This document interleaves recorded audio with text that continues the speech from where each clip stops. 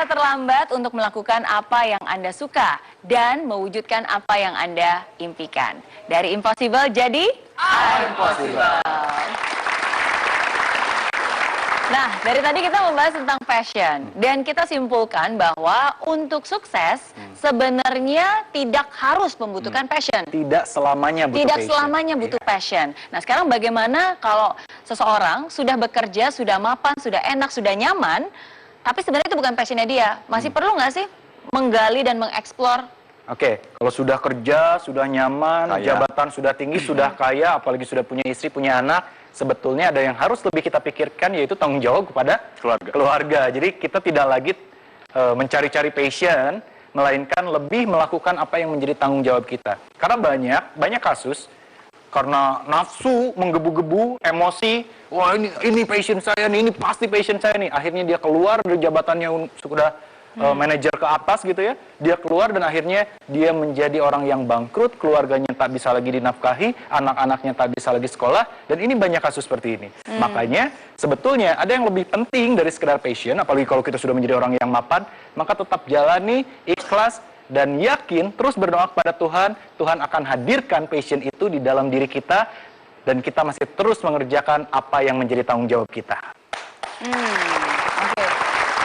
Karena yang penting kan bukan hanya melakukan apa yang kita cintai ya, tapi kita juga harus mencintai apa yang kita lakukan. Do what you love And love what you do. Dan sebenarnya untuk bisa mencintai apa yang kita lakukan ya butuh waktu. Kadang-kadang awalnya nggak suka, tapi lama-lama jadi suka, lama-lama jadi cinta, ya kan? Nah. Tapi kalau misalnya saya orangnya begitu, ketika saya mencintai sesuatu saya kejar, tapi kalau udah dapat tuh udah nggak lagi terlalu menggebu-gebu sama itu. Masuknya apa ya? Itu masuknya hobi. Contohnya kemarin beberapa tahun yang lalu itu kan, wah menggebu-gebu tuh kemana-mana harus beli batu akik.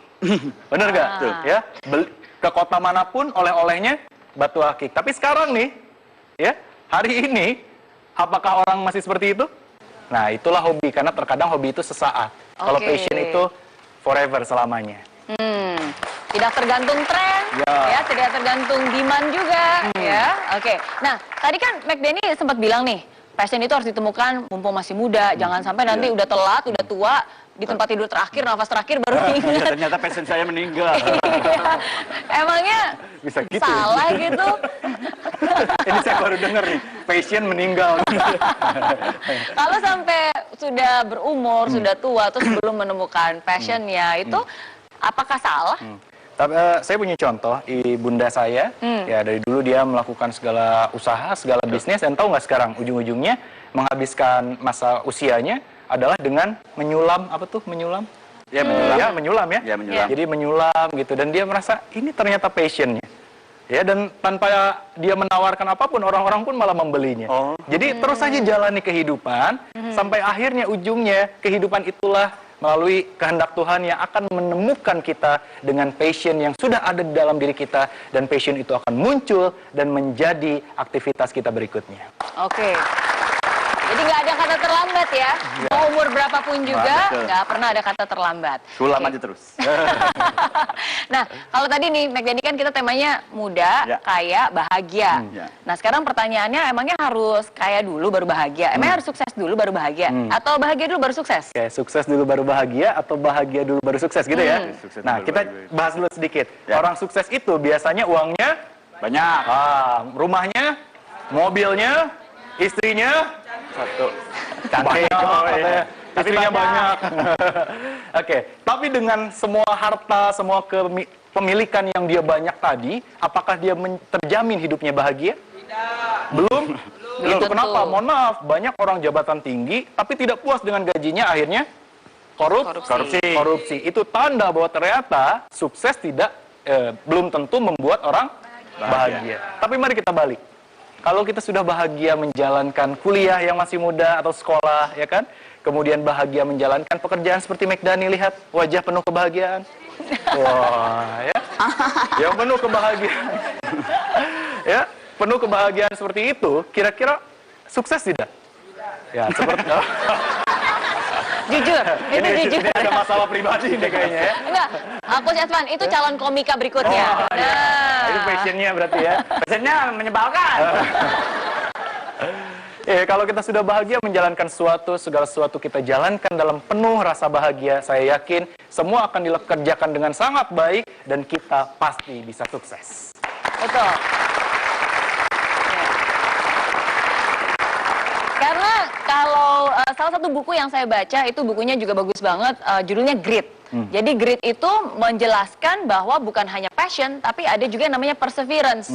Jadi kalau passion aja, tapi ya nggak persevere, dalam arti ya nggak tangguh orangnya, nggak mau berjuang, nggak mau ngejar, mentalnya tipis, dikit-dikit menyerang, nggak punya stamina, ya nggak ada gunanya. Ya, tapi sebaliknya kalau misalnya kita juga cuma punya semangat aja, tapi ya mungkin tidak punya passion, ya akhirnya hasil juga nggak maksimal. Berarti dua-duanya ya, kita sudah buktikan bahwa butuh dua-duanya untuk bisa sukses. Betul banget. Oke, nah jadi kalau dari tadi kita sudah berbicara tentang pekerjaan, kita berbicara tentang kesuksesan. Mungkin banyak dari Anda yang sampai saat ini berpikir, aduh tapi saya belum bekerja sesuai dengan yang disukai. Ingat, walaupun Anda bekerja yang Anda sukai, bukan berarti itu alasan untuk Anda bekerja setengah hati. Sebab yang rugi, ya Anda sendiri. Ingat 3 pesan possible saya malam ini. Yang pertama, habiskan masa mudamu dengan pembelajaran dan pengalaman. Yang kedua, berkarya itu harus sepenuh hati.